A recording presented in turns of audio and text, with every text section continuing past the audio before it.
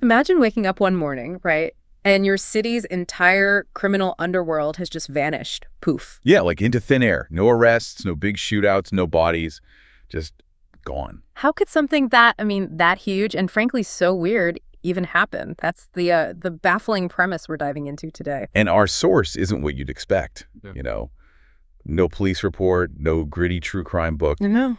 It's actually a letter, a really unusual letter written to the chief of police in this place, Morton City. From who? Well, the letter writer promises to explain exactly how all the gangsters went and why the underworld has vanished like a bucket of soap bubbles. Just like that. Wow, a bucket of soap bubbles. Okay. Yeah. And the setting for this explanation? It all kicks off at what seems like a pretty normal wedding reception for a guy named Homer Nicholas and his new bride, Joy. At his Aunt Gretchen's mansion, right. Big place. Exactly. But nobody there knew this wasn't just a party. It was kind of the ground zero for this massive and utterly bizarre scientific experiment. So our mission today is basically to pull back the curtain on this whole thing. Yeah, meet the characters because, wow, they are unforgettable. And figure out the astonishing truth behind this disappearing act. Get ready, folks. It's a mix of, eccentric genius, unexpected heroism, and just absurdity. A lot of absurdity. Okay, let's start unpacking this. Homer Nicholas, he's our narrator, writing this letter to Chief Nixon from Europe, supposedly on his honeymoon. Yeah, supposedly. What's striking about Homer is how unaware he seems initially, especially about his Uncle Peter. Uncle Peter, the key figure maybe. Definitely. Homer calls him the strange mixture of the doer, the dreamer, the genius, and the child. It's a great line. He says parts of his brain never passed third grade, while other parts could debate Einstein on nuclear physics. Exactly. Advanced math, theoretical concepts, all that stuff.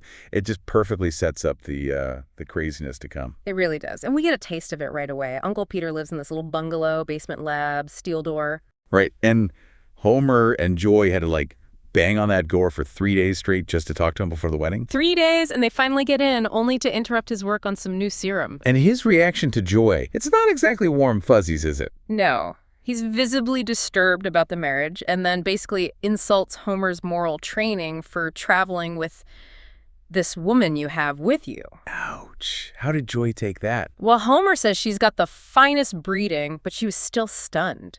Her comeback, though, was classic Joy, apparently. Listen here, you bald-headed jerk. Nobody calls me a woman. Whoa. And Homer has to jump in and explain she would have added in that tone of voice. Tells you right away she's no pushover. Definitely not. She sounds like the perfect partner for Homer in all this chaos. You bet. But the weirdness doesn't stop. Uncle Peter tries to get rid of them, and then there's this noise from a closet. Yeah, banging and a woman yelling, "They gone yet? There's cobwebs in this damn closet. And it's dark." And out pops Cora, Uncle Peter's blonde assistant. Homer's description is, well, it's something. A dreamboat. Her trim hull bared. Oh my. Pulpy is right. Uncle Peter's gasping about decency, but Joy just laughs. Why, Uncle Peter? So It's that kind of research, and no wonder it's top secret. Uh-huh. What a scene. It just perfectly foreshadows the kind of unique research methods Uncle Peter employs. Totally. So, okay, fast forward to the wedding reception itself. Aunt Gretchen's place. This is where everything really starts to unravel. Aunt Gretchen, described as having broadened in all departments and moving like an outraged circus tent. She sounds delightful. A total snob, right? Hates Homer's friends, the underprivileged brotherhood, as she calls them. Yeah, you just know this party isn't going according to her plan. But Homer, despite the family snobbery, believes all men are created equal. He makes friends with, bums, tramps, screwballs. And he points out his own great-uncle Phineas made their fortune stealing cattle. A nice bit of perspective there. Right. So Aunt Gretchen is already fuming when Homer's dearest friend arrives. Bag Ears Mulligan. Ah, Bag Ears. Ah! From Red-Nosed Tessie's bar. Ex-boxer. Face like 100 battles. And those ears. Hang wearily downward like the leaves of a dying cabbage plant. Homer has a way with words. Can you just picture Aunt Gretchen's face? Oh, absolutely. But the thing is, Bag Ears, despite being a bum, brings this sort of raw honesty, even with his condition, But the bells, hearing bells that aren't there. Yeah, poor guy. And his first comment to Joy is about her gams, then her things and stuff. But she just charms him anyway, takes him right in as a friend. But then Bag Ears accidentally spills some beans about Homer, doesn't he? He does. Tells a story about Homer knocking out a goon with a guy with a gun. Wait, Homer did that? Mild-mannered Homer. Apparently, for insulting Red-Nosed Tessie, the bar owner. Turns out Homer has some hidden toughness. And Joy's reaction's just cold. Why, it's gonna be wonderful, never a dull moment. She's clearly thrilled by the chaos. She really leans into it. Like when Homer gets drunk, she grabs a brandy bottle, knocks the neck off on a bench. No way. Takes a big swig, and offers it to Bag Ears. She's definitely not the demure type. Okay, so Aunt Gretchen's fancy party is rapidly going downhill. The house starts filling up with less desirable guests. That's putting it mildly. Homer says it's an astounding assortment of characters. So bad the butler, Johnson, just quits on the spot. So who are these people? Bag Ears sums it up perfectly. It's a crooks convention. He specifically points out the cement mixer Zinsky mob. Cement mixer Zinsky? What kind of name is that? Apparently, he had a unique method for dealing with rivals. Involved cement, feet, and the local lake. Charming. So the party's split now. Respectable guests versus gangsters. Pretty much. The good guests are huddled in a corner, terrified. The buffet, completely taken over by Zinsky's crew. Homer sees one lady try to grab a sandwich, get snarled at and shoved away. It's total gangster territory. And amidst all this, Bag Ears claims he saw someone else. Yeah, Hans McCaffrey, Zinsky's big rival, peeking from the stairs. He also says Cora, Uncle Peter's assistant, is McCaffrey's mole. His girlfriend, basically. Homer doesn't believe him, thinks Hans would be at the buffet too. But that detail feels important. Oh, it becomes very important. And then things escalate even further thanks to Joy. What does she do? She gets shoved by some jug-headed gorilla reaching for herring. Her reaction, she kicks him and threatens him with a beer bottle. Oh, Joy. Afterwards, she tells Homer it's the most wonderful wedding reception I ever attended. She's genuinely having fun. Incredible. Meanwhile, where's the man of the hour, Uncle Peter, in all this? He's playing bartender, dressed in an apron and cap, very solemnly serving drinks. But Homer notices something odd.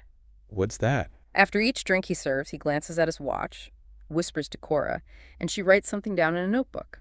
So it's not random. There's a process here, an experiment in action. Exactly. And then the climax arrives. Hans McCaffrey appears in the doorway, masked, holding a Thompson submachine gun. A Tommy gun. He's there to wipe out Zinsky's mob. Looks like it. A full-on gangland massacre about to happen at Aunt Gretchen's party. But Uncle Peter steps in. Calm as you please. Steps forward and tells McCaffrey not to fire. Because it would upset one of the most important experiments in the history of science. The timing. You couldn't make this up. And then it happens. The first pop. What? Pops. Cement mixer Zinsky. Homer says he just exploded with a soft pop, as though a large, poorly inflated balloon had been pricked with a pin. Exploded, like blood and guts everywhere. No. That's the thing. No blood, no mess. He just turns into dust. And Uncle Peter calmly makes a note in his book. Denotes it down. Okay, this serum is definitely not what anyone expected. And it's not just Zinsky. One after another, members of his mob just pop, dissolve into dust. Oh, wow. What does Hans McCaffrey do? The guy with the Tommy gun? His jaw just drops. His mask falls off, revealing his face. He's watching his enemies vanish before his eyes, but not by his hand. The rest of the mob must have panicked. Total chaos. They scatter. And Gretchen faints, naturally. And Homer, Joy, and Bag Ears make a very smart decision. Let's get the heck out of there. You got it. Time to leave the unhealthy scene. Okay, so they're driving away in Homer's Cadillac. What's going through their minds? Besides sheer terror, probably. Well, Joy, she's putting pieces together immediately. She figures Uncle Peter must have somehow lured the Zinsky mob there for his experiment. Okay, plausible given what we know. And she connects Cora, Uncle Peter's assistant, being Hans McCaffrey's mole. Cora probably tipped Hans off, allowing him to plan his own attack at the same time. Exactly. Joy's got a real knack for this detective stuff. And then the radio starts reporting weird things happening all over the city. Yeah, this amazing mass phenomena. People seeing other citizens just explode and vanish into thin air. They compare it to the flying saucer craze. So it wasn't just the party. Uncle Peter's experiment is citywide. Seems like it. They even quote a witness, Sam Glutz, describing someone just go pop. It's spreading. How much bigger is this thing? They find out pretty quick. They spot Uncle Peter and Cora pulled over by a traffic cop. Uncle Peter offers the cop a stick of gum. Homer starts to get out to intervene. The cop just blows up right in front of him, turns into sooty smoke. Oh my God. The gum. Joy immediately gets it. Uncle Peter gave him that stick of gum. That's the delivery method. So now Joy has a new theory brewing, right? Yep. She figures Uncle Peter must be working with McCaffrey now. Cora's acting as a spotter, pointing out McCaffrey's enemies. So Uncle Peter can knock them off like clay pigeons with his serum. That's dark. It is, and Homer's totally floored by Joy's language. Clay pigeons, bird dogging. He asks where she learned to talk like a gangster. And her answer is, I read all the True Detective magazines I can get my hands on. Yeah. Just casually dropped in there. You gotta love Joy. absolutely. So where does this chase lead them? They know Uncle Peter's involved. They suspect McCaffrey is too. They track him down towards a place called Joe's Tavern. But first, Joy needs answers from Cora, who's now in their car. How does she get them? With scientific interrogation, which apparently involves a scissors hold. Seriously, Joy knows wrestling holds. Apparently. Cora spills the beans pretty fast. Uncle Peter is meeting Hans McCaffrey at the tavern to get paid. Paid? Why does Uncle Peter need money from a gangster? Isn't his family rich? That's what Homer wonders. But he realizes Aunt Gretchen controls the family money, which gives Uncle Peter a motive beyond pure science. Getting back at Aunt Gretchen for being stingy. Okay, so they get to Joe's Tavern. And they see Uncle Peter inside, about to demonstrate his serum's power for McCaffrey. He's spiking the barkeep's drink. No. Does Homer stop him? Just in time. Knocks the glass away before the barkeep drinks it. Phew. But the barkeep must have been furious. Oh yeah, big guy, 200 pounds, goes after Homer. But then Joy steps in again. No, she doesn't have a beer bottle this time. Nope. She uses jujitsu, funded by her old piano lessons, she claims. You're kidding. Piano lessons paid for jujitsu. That's what she says, and she throws this massive guy clear across the room, knocks him out cold. Joy is officially the most unexpectedly awesome character ever. What happens to McCaffrey? He grabs the vial of serum and runs. Homer, remember he was a college sprinter, takes off after him. Does he catch him? The police actually catch McCaffrey first. But cornered, rather than get arrested, Hans drinks the serum himself. And Pop. And Pop. Gone. Like all the others. Wow. So McCaffrey's out of the picture. What about Bag Ears? He was with them, right? Yeah, back at the tavern, things quiet down, and Bag Ear starts hearing his bells again. Oh, right. The bells. But he seems happy about it. He says, pretty, very pretty, and then wanders off to find them at Red-Nosed Tessie's. Kind of a sweet, strange moment. Definitely strange. So now it's just Homer, Joy, and Uncle Peter. Homer must be ready to turn his uncle in. Mass murder, right? That's Homer's plan. But Uncle Peter, cool as ever, explains it's not murder, it's transition. Transition. What does that even mean? He says the serum causes a stepping up of the human physical structure into an infinitely higher rate of vibration. Basically makes them vibrate really, really fast. Okay. Sounds like sci-fi babble. Where do they go? That's the genius part, according to Uncle Peter. The serum has two controls. A timer, obviously, but also a directive element. Directive, like GPS. Sort of. Based on higher math, he says, it can place the higher vibratory residue, the person, at any prearranged point on the globe. Wait, so they weren't destroyed? Nope. Uncle Peter reveals the big secret. I merely picked them up here and set them down in Tibet. Tibet. He sent the entire Morton City underworld to Tibet. That's the astonishing truth. He just relocated them. Why? What were his reasons? Well, a mix, really. He claims he was doing the city a favor, getting rid of undesirable persons for his experiment. Noble cause, sort of. But there was more, wasn't there? The money thing. Oh, yeah. The other big reason. To get back at your Aunt Gretchen for being so niggardly with funds is brilliantly petty. Wow. Grand science meets personal revenge. That really sums up Uncle Peter. So what about the gangsters in Tibet? Are they just running wild? Uncle Peter assures Homer he thought of that. He sent 2 policemen to keep them in hand.